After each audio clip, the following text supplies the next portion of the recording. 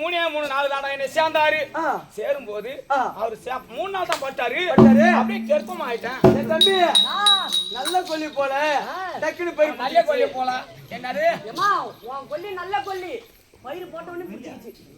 அது நிலம் நல்ல நிலம் கலர் கத்தாயா இருந்தா அது அப்படியே பள்ளி கடிச்சுன்னு கிடக்கும்.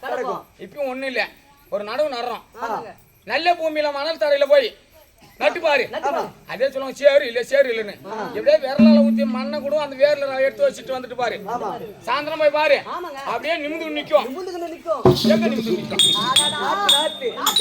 நிக்கும்? ஆனா அந்த கலர்ல போய் நட்டு பாரு, அது 8 நாளா ஆனாலும் அப்படியே தான் தலை சாச்சின்னு கிடக்கும். அது போல என் வீட்டுக்காரர் திறமை அப்படியே அவரை சேர்ந்து கெர்ப்பமா இருந்து ஒரு குழந்தையாகப்பட்டவனை பெத்தெடுத்தேன். அபிமன்யு சின்ன குழந்தை இப்பதான் கை குழந்தை. என்ன அடியில நட்டு குழந்தை பொறுத்திருக்குமா? என்ன மூந்து பாக்குறாங்க? அப்படி இல்ல, குழந்தை பொறுத்திருந்தா வயிற்றுல கோடு கோட வரி வரியா இருக்கும். குழந்தை பொறுக்கலன்னா டைல்ஸ் போட்ட மாதிரி இருக்கும். ஆமா, இது எங்க போய் பார்த்தேன்? என் மாமியா கிட்ட. மாமி உனக்கு என்ன வேணும்? அக்காலா வேணும். வெளிய போய் பார்த்தா பெருமாள் அடிப்பாங்கல்ல, அது உங்ககிட்ட பாக்குறீங்க. சரி, இருந்தாலும் இப்போ ஒரு கை குழந்தைய வச்சுக்கின்னு அபிமன்யு என்று பேசி வச்சுக்கிறேன். இன்னும் ஒண்ணுடா தம்பி, நான் இப்படி ஏன் பேசுறேன், ஏன் வந்தா இப்படி எல்லாம் ஆடுறேன், நான் யாரு முன் ஜென்மத்துல யாரு மணி தெரியாது. சொல்லுமா? மதன உருவாடே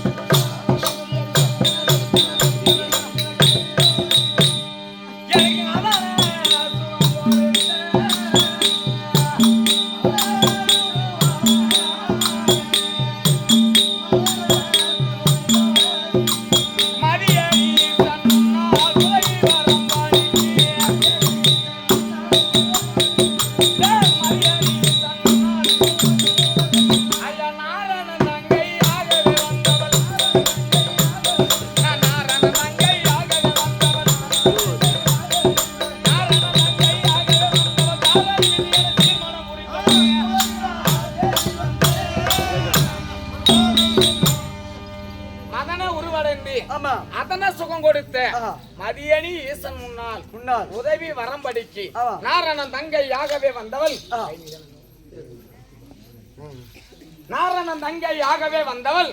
தாரணி விதியனை சீர்மனம் புரிந்தவள். உன் ஜென்மத்திலே நான் ஒரு தாசி. தாசியா? ஆமாண்டா. எப்படிமா?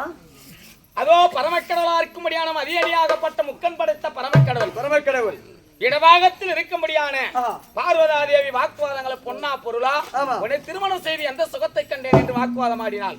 அப்போது நீ பூலோகத்திலே சென்று நடந்தபடி அண்டோர்படியான நல சக்கரவர்த்திக்கும் அதோ வந்து தமிழந்திக்கு நீ மகளாக பிறக்க வேண்டும்.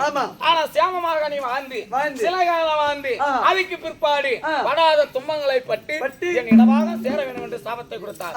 அப்போது பார்வதா தேவி அது நடந்தபடியா அண்டோர்படியான அது நல சக்கரவர்த்திக்கும் தமிழந்திக்கும் மகளாக நலாங்கனியாக பிறந்தாள். அப்படி பிறந்து நல்ல முறையோடு வளர்ந்து கொஞ்ச நாள் ஆனதும் தகுந்த பருவமானதும் பரமக்கடவுள் மகுல்யராக சென்றார்.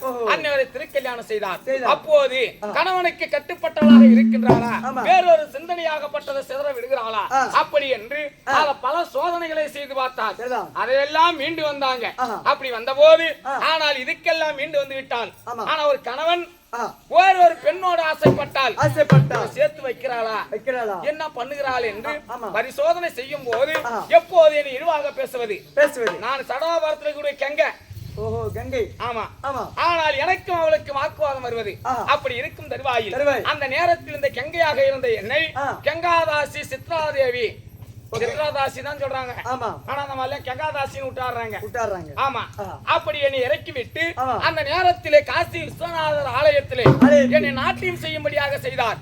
அப்படி நாட்டியம் ஆடும்போது மகள்யராகப்பட்டவர் 4448 வியாதியிலே குருவியாதி பிடித்து அங்க அமர்ந்திருந்தவர் என்னை பார்க்க அப்போது நலாங்கன் இடத்திலே தெரிவித்தார், உனக்கு இந்த ஒரு நாட்டியம் ஆடினால் ஒரு அழகு வாழ்ந்த ஒரு பெண்ணு, அவளை ஒரு நாளைக்கு உடம்பியாக்க வேண்டும்.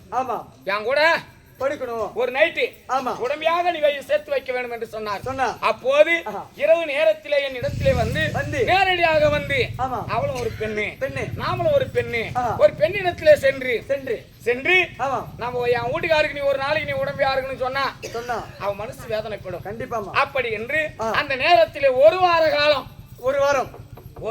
ஆமா என் வீட்டுல சாணம் தெளிப்பது, கோலம் போடுறது, பெருக்கிறது, இப்படியாகவே ஒரு வார காலம் செய்தால் எனக்கு தெரியாது. யாருடா இது? நாமளும் ஒரு தாசி, நம்ம வீட்டில இந்த வேலையை செய்கிறாங்களே அப்படி என்று மறைமுகமாக நின்று ஒரு நாள் பார்த்தேன்.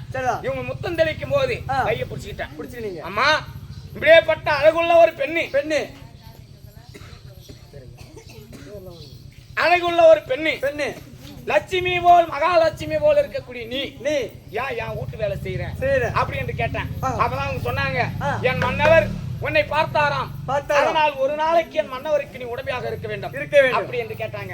அப்படி சொல்லும் போது உன் வீட்டுக்காரர் ரொம்ப அழகா இருப்பாருன்னு நான் கேட்டேன். அப்பதான் அவங்க சொன்னாங்க, 4448 வியாதியிலே கொடிய வியாதி, குருவியாதி பிடித்தவர் என் மன்னவர் அப்படி என்று சொன்னாங்க. எனக்கு என்ன இருக்கு தாசிக்கு? ஒண்ணு கிடையாது. நீயே இப்படியாப்பட்ட ஒரு பெண்ணு அவரோடு வாழும் போது எனக்கு ஒரு நாளைக்கு தானே வீட்டுக்கார கூட்டுவா அப்படின்னு. அப்போது அவங்க சொன்னாங்க, அவரால் நடக்க முடியாது, கூடையில வச்சுதான் தூக்கின்னு வரணும் அப்படின்னாங்க. எப்படியா இருந்தாலும் பரவாயில்ல, நீ சுமந்து கூடையில வைத்து தலையிலே சுமந்து வா அப்படின்னு கொண்டு வந்து விட்டாங்க. அப்போ உள்ள வரும்போது அழகு வாழ்ந்த ஒரு மன்மதன் போல வந்தார். என்னடா இது? குருவியாதியாக இருக்கக்கூடியவர் மன்மதன் போல் உள்ளே வருகிறாரு. யாரா இருந்தாலும் நம்மளுக்கு என்ன நம்ம சேர வேணும் அப்படி என்று நான் ஓடி கட்டி தழுவலாம் என்று சென்றேன். அப்போது அவர் எடையிரு சொன்னாரு. எடையிரு அப்படின்னாங்க. சுவாமி, ஏன் இப்போது உன் இடத்திலே நான் கட்டி தழுவலாம் என்று வரும்போது எடையிரு என்று தெரிவிக்கின்றாயே அப்படி என்று நான் கேட்கும்போது ரூபத்தை காட்டினார். நான் தான் முக்கன் படைத்த பரமக்கடவுள், நலாங்கனியாக இருப்பவள் தான் இடபாகத்தில் இருக்கக்கூடிய பார்வதா. நீ என் சதாவரத்தில் இருக்கக்கூடிய கங்காதேவி. உன்னை இழிவாக பேசினாலே உன் வீட்டுல வந்து அவ வேலை செய்யணும், உன் கால அவ பிடிக்கணும் அப்படி என்று இது திருவிளையாடல். ஆனா இந்த ஜென்மத்தில் ஒன்று சேர முடியாது. அடுத்த ஜென்மத்தில் என் அம்சத்தால் ஐவராஜாக்களாக நாங்கள் பிறப்போம். அப்போது கண்ணனுக்கு தங்கையாக சுபத்திரையாக நீ பிறக்க வேண்டும். கண்ணனுக்கு தங்கை சுபத்திரையாக பிறக்க வேண்டும். நீ பிறப்பாய். அப்போது வந்து உன்னை திருமணம் செய்து அளவு கடந்த ஆசையை நிறைவேற்றணும். போ, இந்த ஜென்மத்துல உனக்கு ஆசையை நான் தீர்க்க முடியாது அப்படின்னாரு. அப்ப அதனால் முன் ஜென்மத்திலே நானே யாரு தாசி அதான் சொன்னாங்க. அருமையாக யோசிச்சாங்க. எப்படிமா? மதியணி ஈசன் முன்னால் உதவி வரும்படிக்கு நாரணன் தங்கையாகவே வந்தவள் தாரணி விஜயனை சீர்மனம் புரிந்தவள். முன் ஜென்மத்துல தாசி. கோச்சிக்காத. சரிமா, கோச்சிக்க மாட்டேம்மா. நமக்குள்ள நம்ம கிடையாது. நீயும் போட்டியா? இல்லையம்மா, நல்ல சமா போட்ட மாதிரி சமா ஆகி போச்சு. அப்படி இருந்தாலும் இப்போது இப்படி எல்லாம் பேசினாலும் இப்போ நான் வந்து புது கல்யாணம் பண்ணி ஒரு குழந்தை தான் பிறந்திருக்கு. நான் ஒரு நாள் கூட எங்க வீட்டுக்கார விட்டு நான் பிரிஞ்சு இருக்க மாட்டேன்.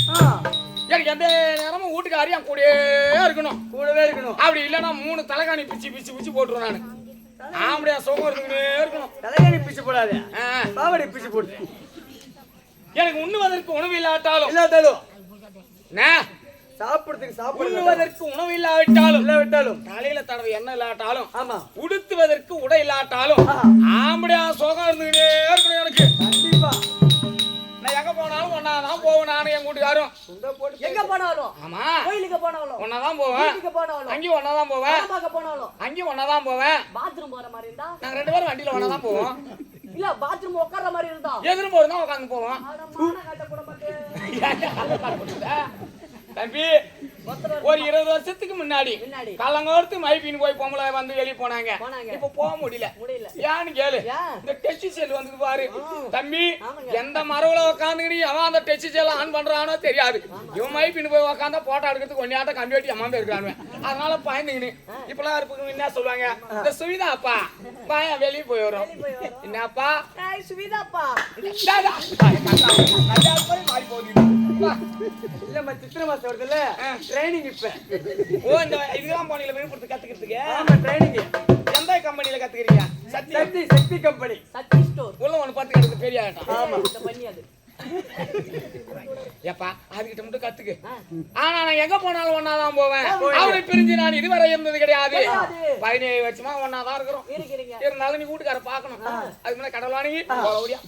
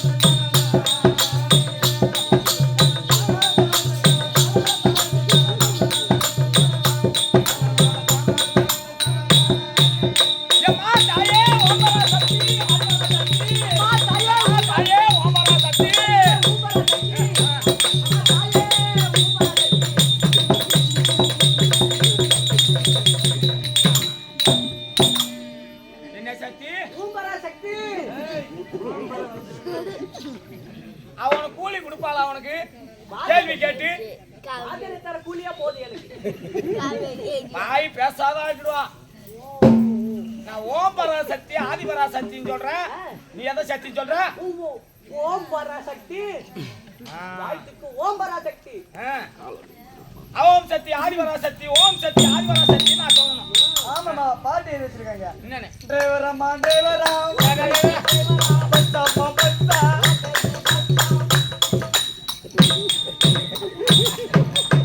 வச்சுக்கினேப்பா. ஐயோ ஐயோ ஆகாயத்துல போன சனின்னு ஏணி வச்சு இறங்கின கதை ரெண்டியும். பராசக்தி ஆட்டக்காரன தீய சக்தி. எப்பா அது அமர்ந்திருக்கிறாளே, ஆலயத்தில் ஒரு தெய்வமாக அமர்ந்திருக்கிறாளே. ஆமா சக்தி ஒண்ணுதான். ஒண்ணுதான்.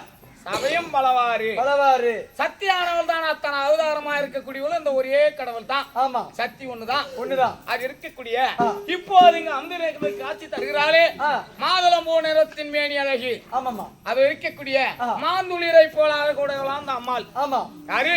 இந்த பாஞ்சாலி அம்மா. மாந்துளிர். ஆமா பாத்துக்கிறியா? பாத்துக்கிறேன். மாமரத்தில் இருக்கக்கூடிய மான் துளிர் காலையிலே அந்த சூரியனுடைய ஒளி பட்டால் ஊதாவாகவும் சிகப்பாகவும் கருப்பாகவும் மஞ்சளாகவும் நிறத்துக்கு நேரம் மாறுமா? மாறுமா. அதுபோல் மாறக்கூடியவளாம் அந்த முகமுடையவளாம் அந்த அம்பாள் பாஞ்சாலி. பாஞ்சாலி அம்மா. பாண்டவாரின் பத்தினியே ஆண்டவாரின் சோதரியே பாராமுகமே அம்மா.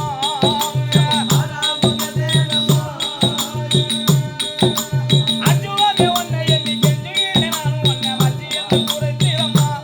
அம்மா வஞ்சியத்து குறைத்தீரம்மா.